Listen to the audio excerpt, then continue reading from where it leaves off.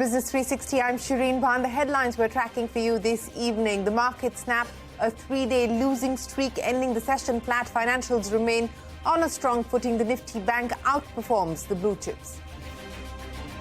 Auto major Tesla reports a weak Q1. Revenue and profit both missed estimates as underutilization at new factories puts the margins under pressure. Tech giant IBM beats profit estimates in the first quarter, even as revenues disappoint.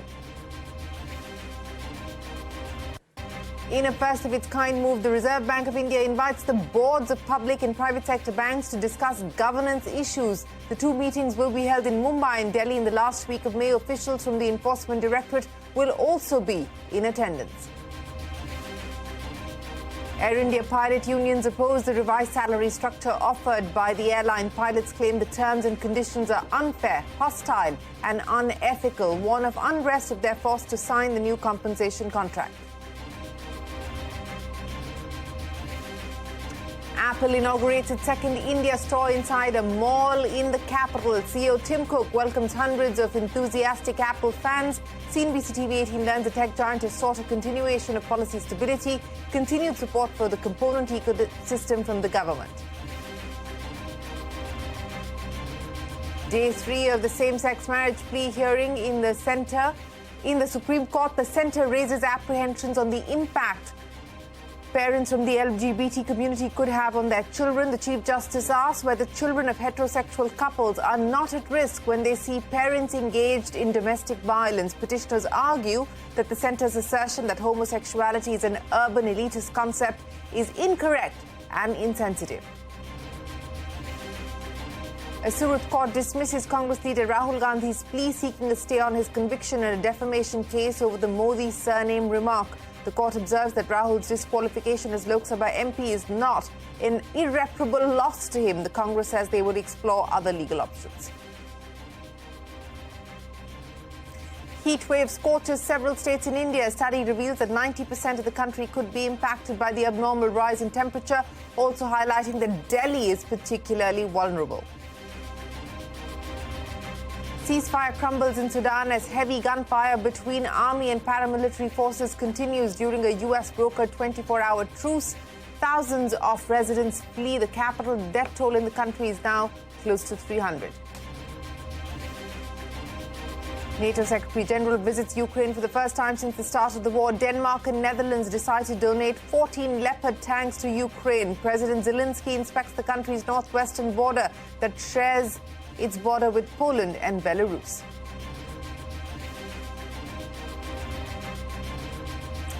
Well, let's start with the day's market action. The Lal Street snapping its three-day losing streak. We saw a range-bound session today with both the Sensex and the Nifty ending the day flat. Financials did remain on a strong footing, with the Nifty bank outperforming the blue chip. Surbhi is standing by to wrap up the day's trading highlights for us. Surbhi.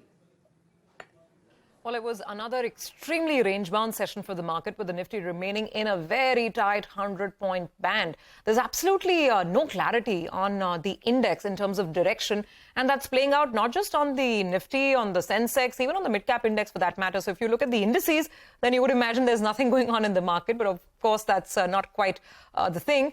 The action really is shifting to mid-caps and in a very big way, and I'll come to that in just a bit. But first, let me round up some of the trends that played out in the large-cap arena. Auto stocks, for instance, that's where the buyers were congregating today. So whether you're looking at a Bajaj Auto or Tata Motors, which made some announcements with respect to their EV plans, these were stocks that saw some buying. Maruti had some gains on it as well.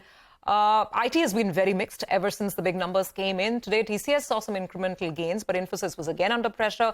HCL Tech a little nervous ahead of its numbers. So IT is quite muddled, and pharma started seeing some profit taking. So trends are very unclear, and there's a lot of sector rotation that's going on in the large cap arena. Now let me come to mid cap, because here is where the traders have been really alive and kicking, to say the least. Look at the kind of gains coming in. And today, consumer was a big theme in the mid-cap market, whether you're looking at innerwear stocks or shoe stocks or hotel stocks or liquor stocks. And I'm just going to take some names as examples. Lux Industries, a Shoppers Stop, Indigo Paints, Liberty Shoes. We're talking gains between 6-7% all the way up to 20% in some cases.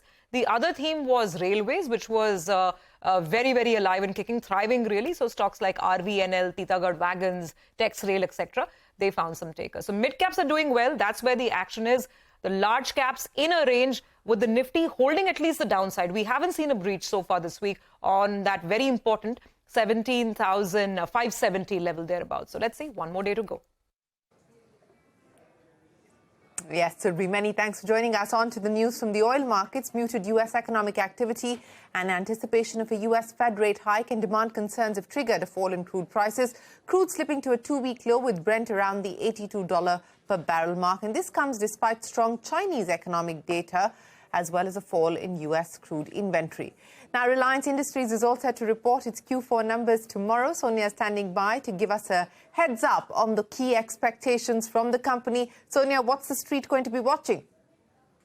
Well, it's a big day. Reliance Industries is all set to announce its Q4 earnings. Remember, the stock is down 7% in 2023 so far, but it's a decent quarter expected this time around. First, let me take you through all the key numbers that you can watch out for. On the revenue front, it's about an 8.5% growth that we're looking at compared to last quarter. While on the EBIT, the EBITDA could see a growth of around 5.2%. Margins could be a tad bit under pressure compared to what Reliance did last quarter. But on the profitability front, it's a 12% growth that we're looking at somewhere around 17,700 crores. Now, as I said, both the consumer as well as the commodity businesses for Reliance Industries have done decently well this time around. First, let's take a look at the oil to chemicals business, which is a key reason for the recovery this quarter. There's a sequential recovery that we're expecting for a couple of reasons. A stronger base gross refining margins and lower windfall tax is something that can aid this segment for them. In fact, looking at the gross refining margins, where Singapore gross refining margins improved to $8.2 a barrel in Q4 compared to $6.3 a barrel last quarter. There's also a demand improvement seen because of the China reopening, and that has aided the numbers this time around. In the consumer-facing businesses, Reliance Jio has slowed down a tad bit, so we are seeing the revenue and the profitability growth moderate for them. In fact, it could be the lowest in the last 7 quarters. On the average revenue per user as well, it could be absolutely flat this time around at 178 rupees. A couple of reasons for the slowdown, but primary reason is that there's been an absence of a tariff hike, and that has caused Reliance to see a slowdown in its growth rate in the telecom business. Let's move to retail now. Retail growth is expected to be about 6% on a sequential basis, coming in at a little over 46,650 crores. These are the recommendations put out from Nomura. And on the EBIT side, we're expecting about 3,800 crores versus 3,600 crores last quarter on a sequential basis. So clearly, as you've seen, there's a decent growth expected. Some of the businesses like Rel Jio could see a bit of a slowdown, but it could be offset by good growth in the oil to chemical space.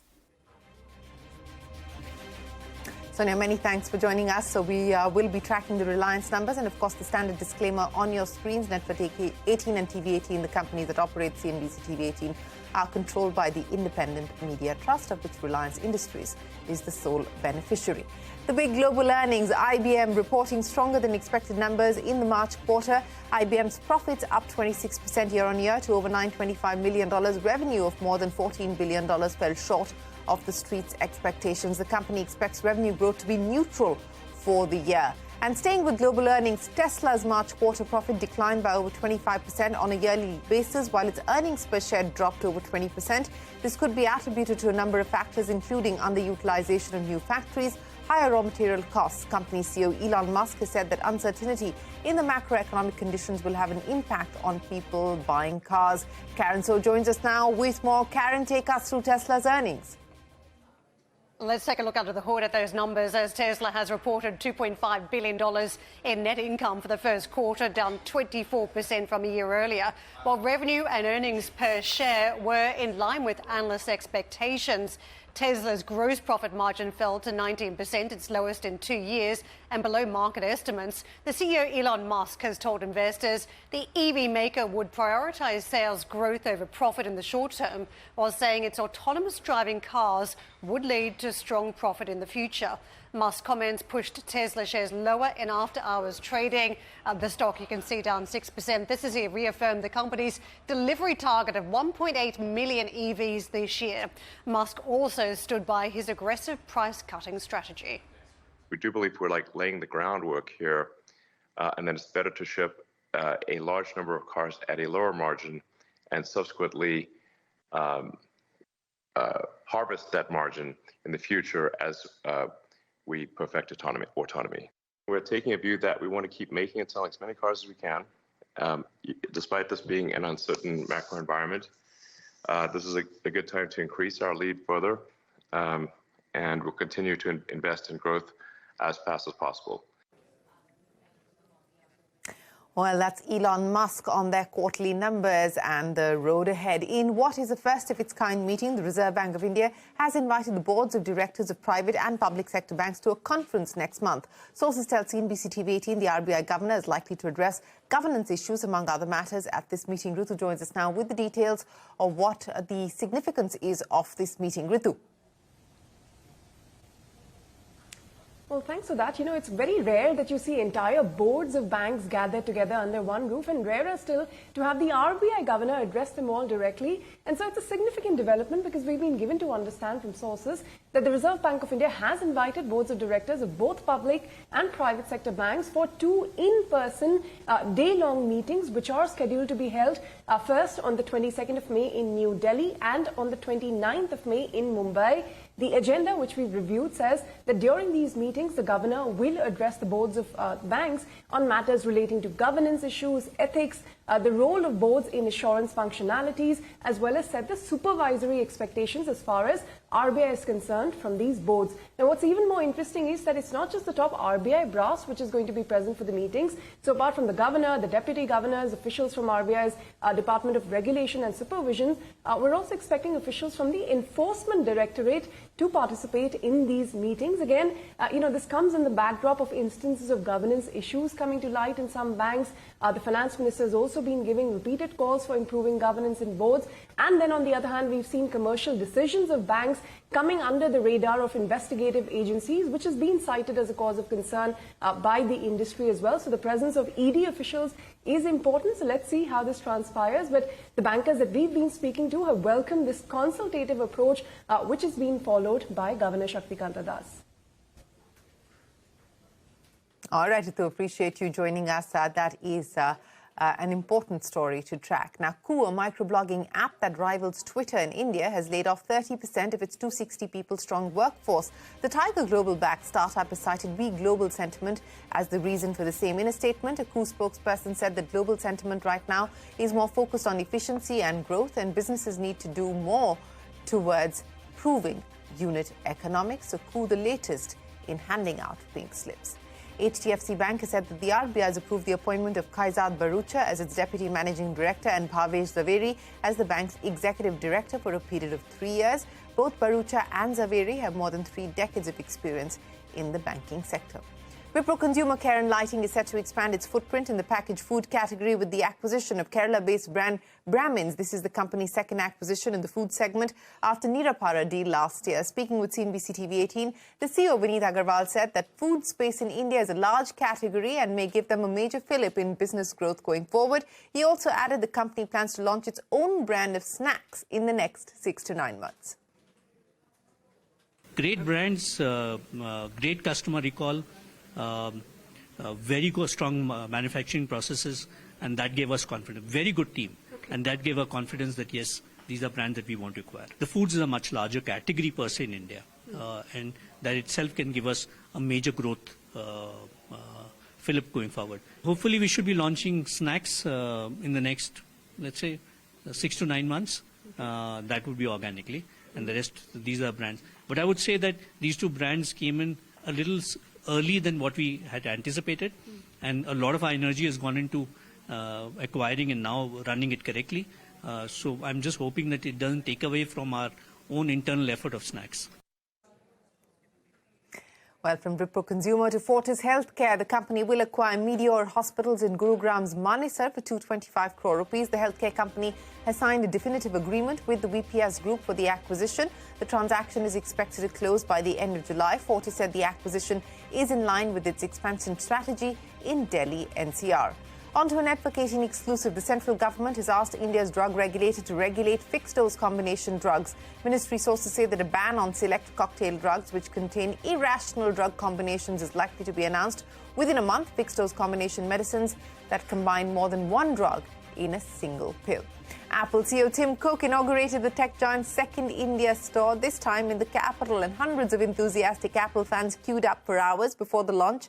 at the new Apple store at the Select City Mall. CEO Tim Cook was seen interacting with fans, taking selfies, which is what we saw in Mumbai as well. The Apple store in New Delhi is smaller than the Mumbai store, but is based on the format similar to Apple stores present globally. Shubhani Gharat, Ashmit Kumar were at the launch event to gauge the mood among fans and Apple employees.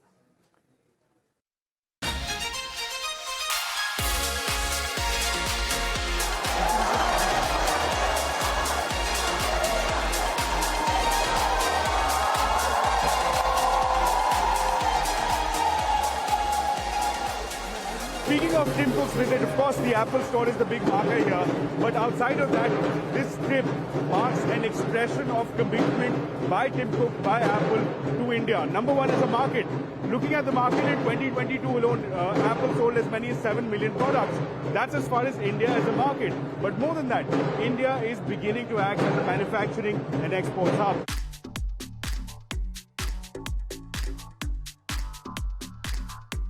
Joining me now is a very special guest, likely to be one of the first few customers to in fact enter this Apple store right behind me. His name is Ranveer, but what makes him special? Let's take a look. Hi Ranveer. Hi, my name is Ashmit. So you woke up really early to come this morning? Yes. Yeah. But what brought you here? Are you really excited about the Apple store launch? Yes, and also I wanted to show coding on Apple Swift to Tim Cook. Wow. And which is your favorite Apple device? If you meet him, what will you tell him? iPad. Your iPad is the favorite one. What can you tell us about coding? You've already begun coding. How old are you? I'm 5 years old. Joining me is also his father. Chandrajot, thank you so much for joining us on CNBC TV18. First question, what inspires you? I mean, it's an early morning for you to wake up here. It's quite crowded, it's quite busy, but you're still passionate enough to come here for the store. If you meet Tim Cook, what are the first few words? I'm really going to meet him with all my passion because I have followed Steve Jobs for 2 decades now. And this T-shirt which I'm wearing is actually from the Apple headquarters from Cupertino. I follow Steve Jobs for almost 2 decades. I read about him. I don't think so I've missed any of his speeches. And I'm so proud that, you know, he's already into this line and really excited to meet Tim Cook.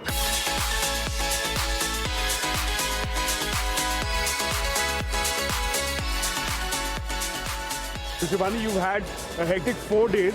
You were there in BKC, you're here as well. Tell us about how the store looks, how it compares against the BKC store, and of course, the palpable excitement amongst the customers who've come. Yes, so the first store opened in Mumbai, which is Apple BKC, and this is Apple Saket. And let me tell you honestly, Ashmit, this store is slightly underwhelming as compared to the BKC store, which is large. It's huge. It has 2 floors of Apple products on display, whereas this one should be approximately 8,000 to 8,500 square feet.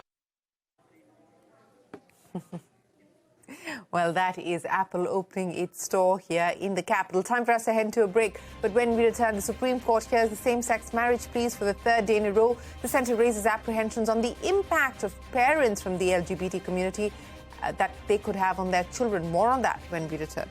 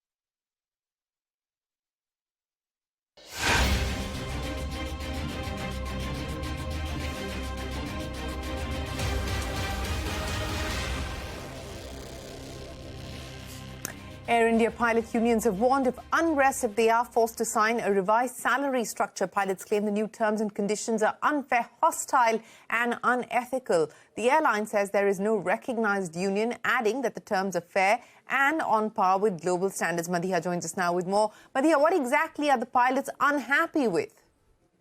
Well, employee unrest may not augur well for Air India at a time when it is expanding its wings. The issue here is about revised employment contract that Air India sent to pilots and crew on the 17th of April.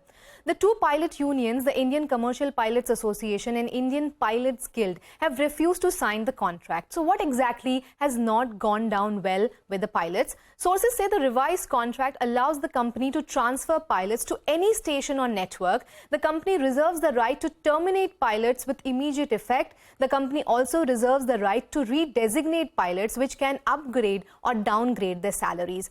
Another major problem area is the sudden changes made to roster. The contract says pilots must keep themselves available all the time for flying duties. And another point of contention is that the senior commanders promoted to management cadre cannot participate in union activities. Now, here's what the pilots feel about these terms. They allege the HR has the power to manipulate working conditions of pilots. Pilots claim barring senior commanders from union activities is aimed at undermining the union's functions. They say the sudden modification to rosters will disrupt their personal and social life. A major bone of contention is the new CTC, which is subjected to 70 hours of flying. Pilots say they may not get 70 hours of flying time, hence they won't be eligible to get the said salary. And the fixed allowance of 40 hours will also be given if the pilot flies for those many hours. Meanwhile, Air India has dismissed these claims, saying the terms are fair and on par with global standards. The airline has also said there is no recognized union in the airline and a large number of pilots have already signed the contract. Madhiya, many thanks for joining us. Now, it is day 3 of the same-sex marriage plea hearing in the Supreme Court. The centre has raised apprehensions on the impact that parents from the LGBTQ community could have on their children. The Chief Justice has asked whether children of heterosexual couples are not at risk when they see parents engaging in domestic violence. Ashmit standing by with the latest developments in this matter. Ashmit, the Chief Justice seems to be making it clear that he would like the arguments to conclude as early as possible. Take us through what transpired today on behalf of the petitioners, the counsels arguing, and where things now stand. Well, as you pointed out, today was day 3 of the arguments that took place, the third consecutive day. The petitioners essentially have been arguing, and what's important is that they have been pressing that as far as the court's intervention is concerned, not only is it required, it is also, in fact, not opposed to any parliamentary or any legislative activities, that the court can, in fact, take the initiative, that it needn't wait for the parliament to act. What's also interesting is that one of the counsels appearing in this case argued that, quite unlike what the centre has argued, that this is an urban elitist phenomena, the lawyer, in fact, pointed out before the top court that he's representing a couple which involves a partner from a small town in Haryana and a partner from a small town in Punjab, and arguing that it was insensitive of the centre to argue that this is an urban elitist concept. Further, the petitioners argued that while the centre bats on one hand by issuing an act for protection of transgenders, to argue that transgenders cannot marry and enjoy the same rights is purely discriminational and cannot be tenable under the constitutional framework. Keeping in mind these arguments, the CJI made some pointed observations. In fact, the observation was aimed at the centre's submission as to what impact an LGBT couple will have on their own children. Towards that end, the Chief Justice reasoned that the impact of a heterosexual couple engaging in domestic violence where a husband beats the wife over alcohol would be far more deleterious, would be far more dangerous. And in fact, in doing so, also took a dig at social media, saying that this comment will probably inspire sharp comments and trolls on social media, but that, the Chief Justice said, was the name of the game, and that questions that he's raising in court are getting answered by trolls on social media. Now, that marks the end of day 3. The arguments, we understand, will resume on Monday. That will mark day 4, and day 4 is when the petitioners are expected to conclude their arguments. Ashmit, many thanks for joining us. Now, Surat Court has dismissed Congress leader Rahul Gandhi's plea seeking a stay on his conviction in a defamation case over the Modi surname remark. The court has observed that Rahul Gandhi's disqualification as a Lok Sabha MP is not irreparable loss to him. Meanwhile, the Congress has said that they will explore other legal options. India has reported more than 12,000 new COVID cases in the past 24 hours, and that's a rise of 2,000 cases compared to the previous day. However, India recorded more than 10,000 recoveries. The new cases bring the total active caseload to over 65,000. The Maharashtra government has activated 25 hospitals dedicated to COVID-19 cases.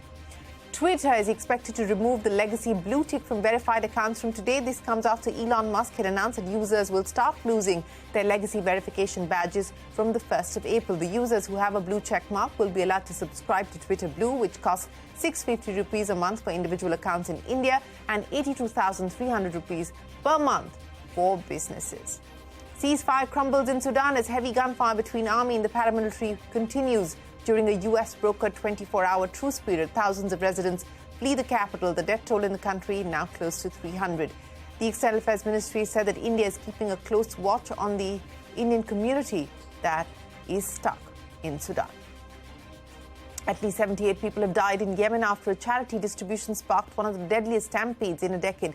Several others were also injured after gunfire and an electric explosion caused panic. The tragedy took place outside a school in the country's capital where donations were being distributed for Ramadan. Pakistan Foreign Affairs Minister Bilawal Bhutto Zardari will attend the Shanghai Cooperation Organization meeting in Goa on the 4th and 5th of May. The finance minister's visit will be the first visit by a Pakistani leader since former Prime Minister Nawaz Sharif's visit in 2014. And with that, it is time for us to wrap up this edition of Business 360. Thanks very much for watching. Do stay tuned. The news continues here on CNBC-TV18.